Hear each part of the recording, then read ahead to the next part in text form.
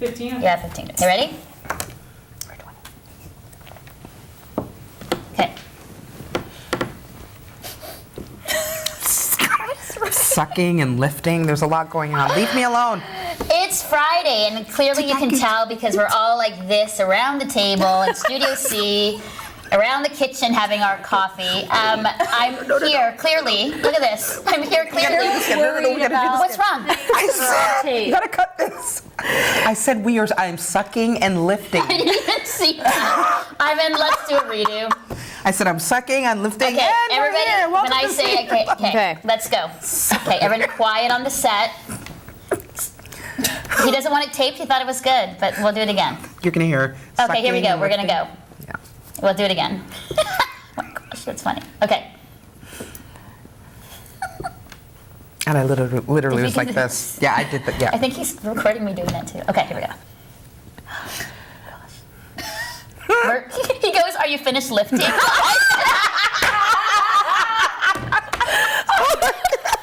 I always forget he's. This is how you. Okay, now you can start without laughing. Okay, now we'll start laughing.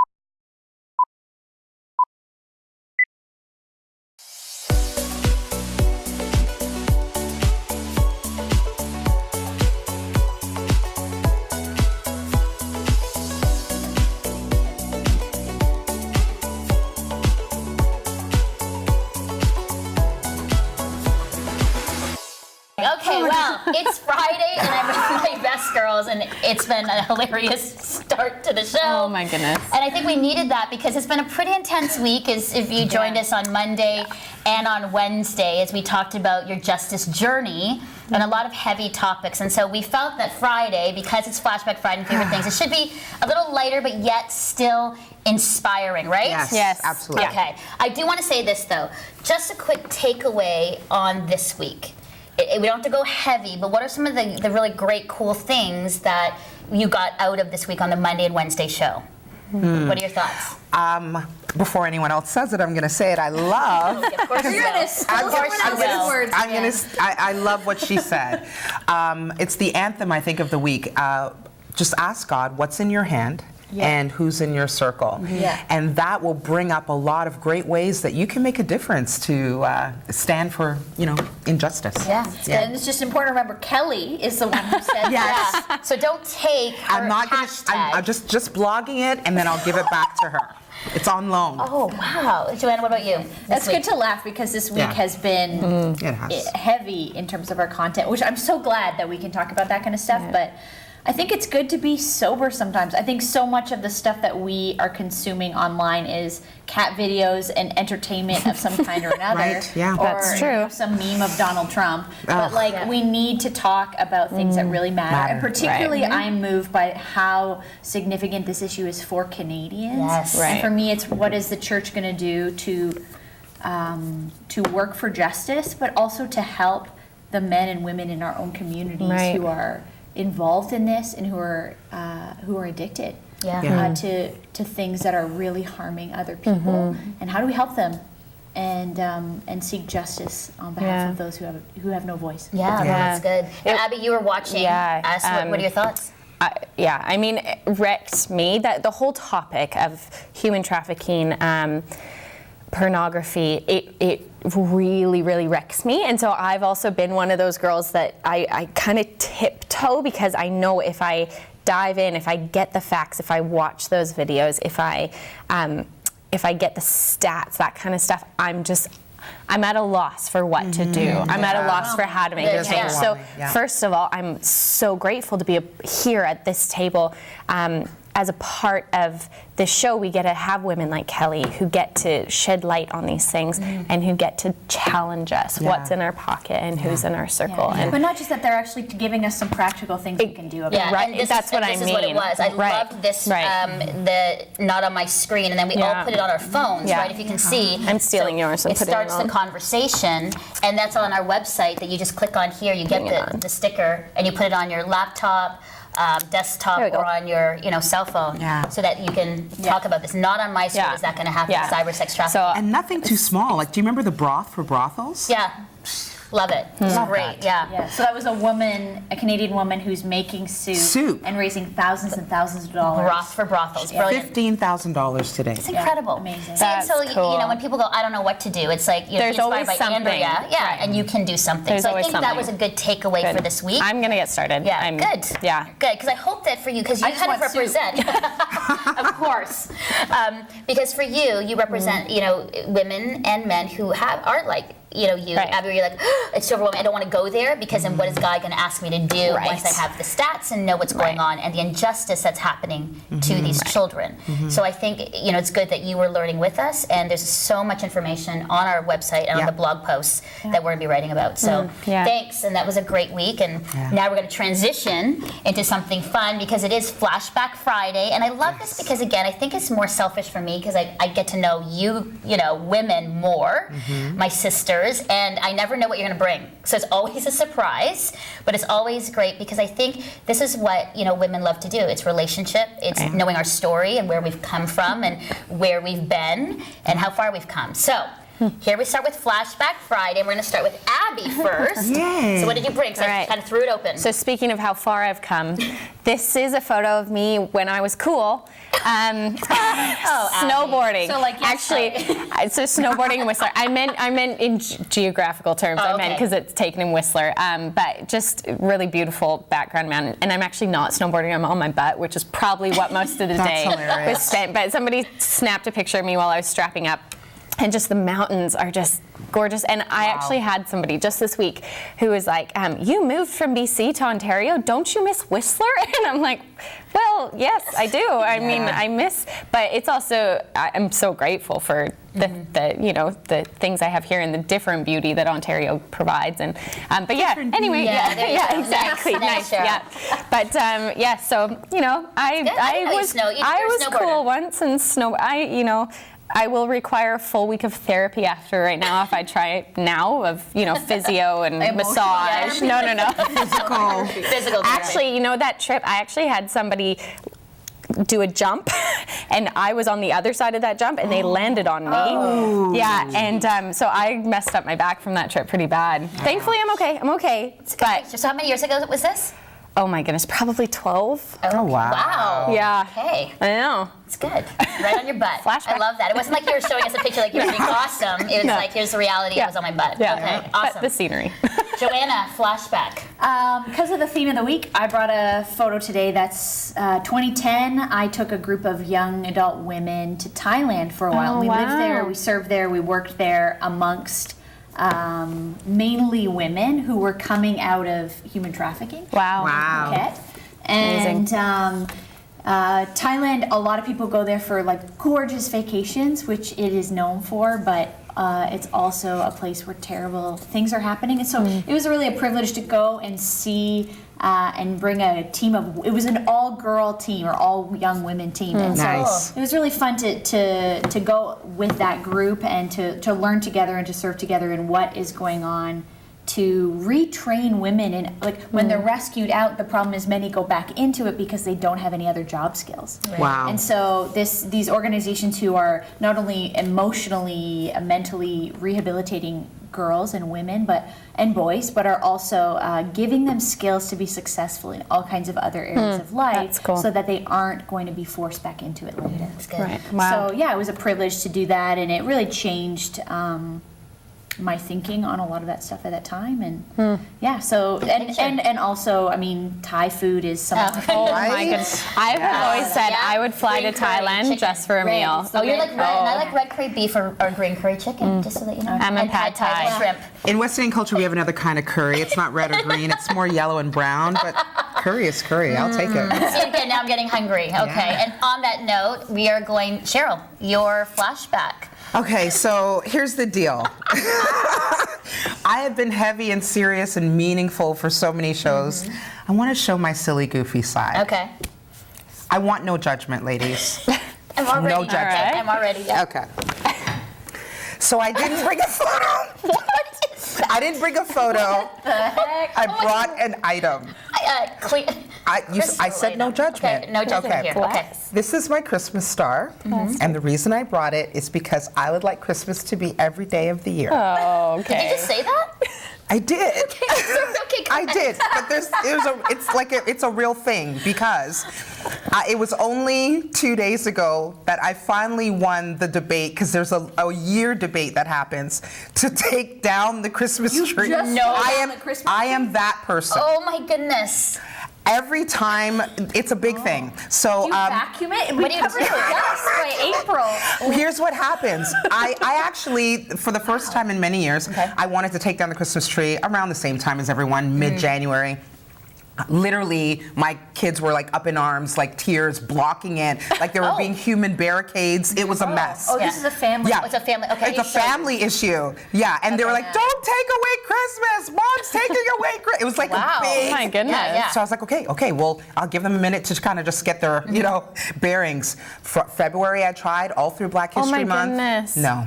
Yeah, so I finally won, but I thought I'd bring a little piece as we say goodbye. So that's our flashback of amazing. Christmas. Flashback is to My flashback is to how we your treat family every fight Christmas. last week. No, to how we treat every Christmas. It is such a huge deal for us. Good. It is all about family, That's and so we good. never ever want it to end. Cool. And That's so, good. Yeah. I like that one, and Cute. that's definitely different than what And I you don't think I'm departed from alone. what you- If there anyone that holds on to Christmas like I do, please email me so I don't feel like a weirdo. There's that that's good. store, Yeah. these stores that Yeah, are yeah, Christmas yeah. stores Yeah. all the time. Yeah. So that you probably love that. It's my favorite season of the year. I know Kim's laughing now. She's joining us in Nashville in her kitchen.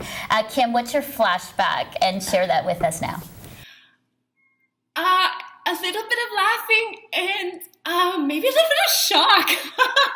Cheryl, that is actually so awesome. I'm like opposite. December 26th, I'm like, everything down. Everyone bring the boxes. We're getting this house back in order. And I love Christmas. I do. I don't know. I'm just so opposite. Everything back the way it was. I don't know. Maybe I'm not festive. That is super fantastic. Okay, my flashback photo. I love this picture. I love it. I love it. I love it. My sisters are going to unfriend me on Facebook, and I'm not telling my mother that this is up because, yeah, she won't call me. This is a picture of my mom and my sisters, Karen and Kathy and I. My sisters are twins. And, my little niece Meadow is in the picture too. We are laughing to kill ourselves. That's what we're doing in this photo. We're all like together on the little love seat in my mom's living room. I think this is 2012. I think this is just before my sister Catherine and her husband and boys moved to Saskatchewan. And everyone had this whole awesome weekend together. And I don't even remember what we're looking at. I think old pictures of us, or when you could distort your faces, I think we were doing that. And laughing, but that laughing right from your belly and your stomach is sore and you're crying. And we all have deep belly laughs anyway, and that just makes it even worse.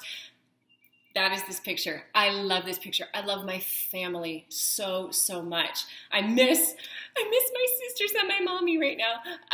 But I just thought I'd share this picture, just kind of, life is good. And we can just take moments to laugh. So awesome. I love, love, love it. All right, Melinda, what about you? What's your flashback photo today? All right. Thank you, Kim. That's an amazing flashback. And here is mine. This is little Melinda in 1980 at the end of grade 1, singing Down by the Creek Bank. And if any of you know those kinds of musicals from the 80s. And it's at Faith Academy, the school that's located in Cainta, Rizal in the Philippines. And this is a picture of me singing, I am adopted, I'm a special kid you see. And there I am with my little hat, my overalls. And 30 years later, I'm still singing and having fun. What I love about this picture is you can see I'm surrounded by all these different kids from different cultures. And it was an amazing experience to grow up as a missionary kid in the Philippines because, color was never an issue, and cultural diversity and experiences were never an issue. And so you see me, and then there's Daniel, who's Korean, and there's Carrie, who's, American, and then you go through the whole group of people, and we're all this beautiful mix. And so even at a young age, I realized how beautiful the kingdom of God is in the church.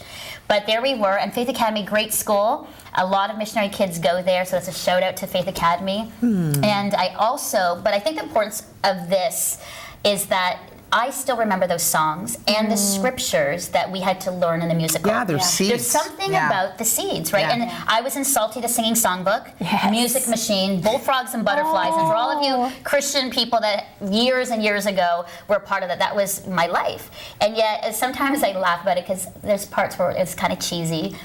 The good part is that I know verses because of the songs. Yeah. All of the songs that we sang were verses. And so sometimes when I'm in a situation, I'll be like, for God so loved. I won't sing. I was about to sing it fully, but for God so loved the world and all these things. I'm like, where did that come from? And I realized it was from That's incredible. these kinds of songs. I have bullfrogs and butterflies in my head now. See? So there's my flashback, and that was grade 1, and I think pretty cute. But anyway. Thanks for sharing. You're still cute. All those pictures. Now, you said to bring anything in. That's why I didn't do a photo. No, that's fine. I love that. So I'm not being a weirdo. I was being obedient. Well, now we're moving into our favorite thing. And today, because of the week, this is our favorite justice moment. And when I say that, and I was thinking through this topic, it's like, when was a moment in our life where we stood up and against injustice? We stood for justice. And it could look in many ways. I have no idea what you're going to say. So why don't we start off with Joanna. Joanna, why don't we start off with your justice moment? Yeah, I'm just going to reference back to what I showed you with Flashback Friday. This time in Thailand was significant for me in learning what that means on the ground. But particularly when I was there, I remember the percentage of people who are Christian in Thailand is very, very, very, very small. And so people would be receiving like practical physical rescue, but they would also be receiving like hope in Jesus. Right. And I remember so many people there who we heard through the people who were working with them day in, day out for years and years, that many people when they become Christians in Thailand would say, "You're telling me that in your country there are many people who know about Jesus?" Wow. And you're like, "Well, yeah, per capita there are more people." And they'd say, "Why didn't you come sooner to tell me?" I love that. Ouch. Wow. And so it's something that really wrecked me at the time, and there's no good response to that other than we didn't come, and that's the justice that through in Jesus' name that we go and we need to help people not just with their practical, physical, emotional needs, although those are so significant, but we also need to meet their spiritual needs. Right. That's good. That's a good one. Thank you for bringing that. Nice tie-in. Yeah. I know, Kim, you have one too, where you stood up against injustice, stood for justice. Share with us. Oh, Joanna, your heart is so beautiful, and you are so inspiring. Guys, I'm going to be honest, I so struggled with this one. You know when someone asks what's your favorite justice moment, and you have to think on your life, and then you go, maybe I'm not a good person. Do I have anything? It's kind of where I'm at. There are so many things in the world and so much injustice and pain, and sometimes I have felt so very helpless, right? In that moment, I'm like, oh, I can pray, and that is important. We have to do that.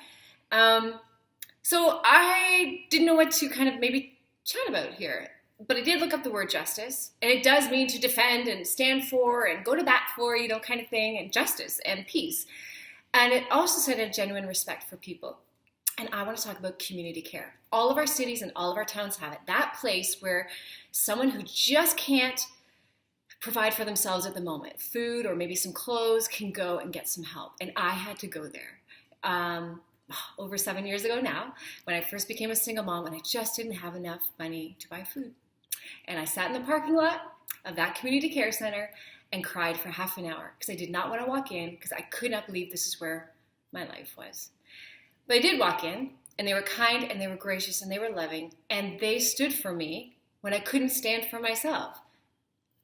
And I will never forget that. That changed something in my heart that day. And every year after that, I'm like, we give to community care. And that is the thing to do. And guys, it is the easiest thing to do. Those bins and those opportunities, to put food or winter coats or something in are all around us. It is the easiest way to stand with someone who can't stand for themselves right now. And what I'm not talking about, these are not awful people going for help. It's me. It's people who just at this moment in life can't seem to get a foothold. So I love community care. I'm from St. Catharines, Ontario. And every year they fill a city bus at one of the radio stations for community care. And the woman that runs it there, her name's Betty Lou Suter, and she's a walking angel on the planet. I love her. And they impacted my life greatly. And I just feel like it's something that we can all do. And my daddy always said, girls, ministry is seeing a need and meeting the need. And I think that is all of our justice moments, seeing a need and meeting the need. So that's my justice moment today. Cheryl, I can't wait to hear all about yours. Wow, thanks for that, Kim. So inspiring. Love that. So for mine, at my favorite justice moment, the picture that you're looking at is about 7.5, almost 8 years ago, and it really ties in nicely with this week, and really that theme, Kelly's theme, which is what's in your hand and who's in your circle.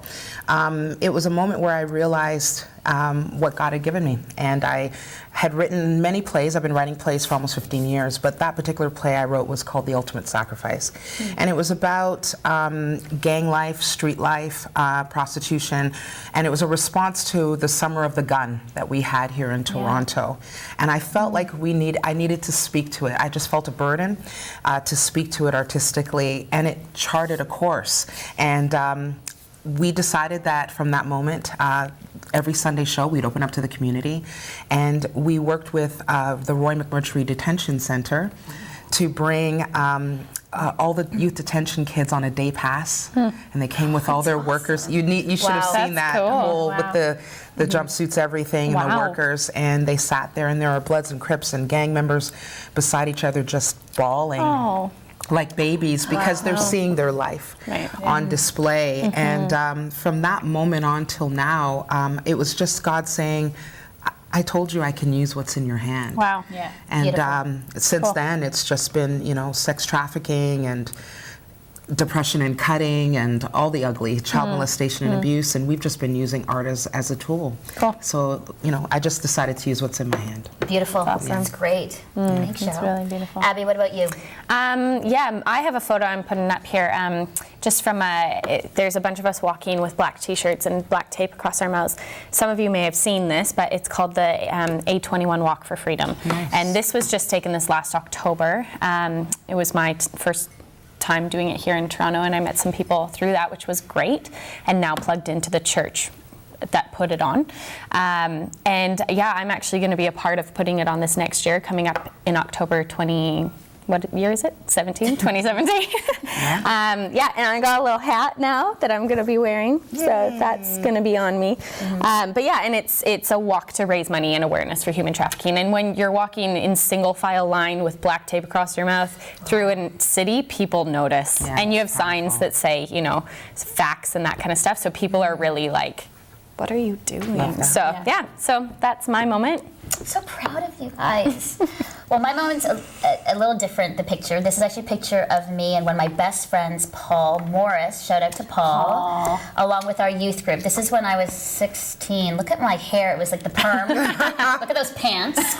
Girl, you got curly hair. Yeah, the pants. And we're headed to Cuba here. And as you can see this picture, that's my big suitcase and my fake Gucci bag. I don't know why I'd be going to Cuba with a fake Gucci. Anyway. Still styling since you were young. I was 16. Yeah. And in that bag are probably 40 pounds of Bibles. And at the time, it was illegal to have Bibles in the country of Cuba. And so we actually were, as a youth group, smuggling in Bibles because they weren't allowed to have them. And so we would call it bread. And so we were bringing bread to our brothers and sisters. That was one of 8 trips. That was a start for me, one of 8 trips to Cuba where I smuggled Bibles. I got caught once. And that's another day because how God blinded the guard with his AK-47 to let me through is amazing. Wow. Every time we went through, I was like, God, you want your people to have this bread, this scripture that they've been praying for, we'll do it. And so we would go through, and God would literally miracles of like people not seeing it, people opening their bags and Bibles in the bag, and people like, oh. The guard's like, I don't see it, Yeah. So anyway, that was a pretty significant time for me. And I would say that when I stood up for, freedom of religion, I would say freedom for every person to have a Bible, to know Jesus more and his promises. And so it also was a moment for us as the youth group to say, man, do we ever take for granted the Bible? Like, it was a moment when we're going, seriously? Like, it was, I know we were All young, of but we were all this. like, Yeah. really? Yeah, This for is the so Bible. important to you? Yeah. Because we've got like 5 of them in different colors with leather band crosses on them and from bands. And I don't even know where half of them are. Like, I'll be honest, right? So that was that moment where I realized, wow, I'm actually standing up for this idea of this freedom of religion and opportunity to give people. And even if there's a risk to me, because at one time, I will still do it. So that's the picture, and wow, I've sure come a long way since 16, as you can see from that picture. But thank you. And I think that it was important for us to end this week to show our viewers and even our listeners that we can talk about it. We're actually doing it. And we're trying to do it, right? I just wanted to honor you, justice seekers. Yeah, Awesome. you know, and we're all on the justice journey together, and we're all doing our thing. It looks very different, as you can see, but we're all doing our best as well. And is there room for improvement? Sure. Absolutely. But we are all taking that step, which we encourage you as well to do. Please go on our website. There's so many resources. They're not on my screen. Banner our blog posts about what you can do, what we're doing. So please check that out. And again, please share, especially these shows, to your friends. We're getting, you know, contacts from all over the world: Spain, Bahamas, France, the U.S., probably from Nashville, where Kim is, and people are excited about the show. But we also want to be a show that is thoughtful, honest, strong, and convicting, because we are committed to making a change in this world for good. And like what Joanna says, in Jesus' name. So on that note, have a great, great weekend. We'll be cheering you on and praying for you, and we can't wait to see you again on Monday. Bye-bye.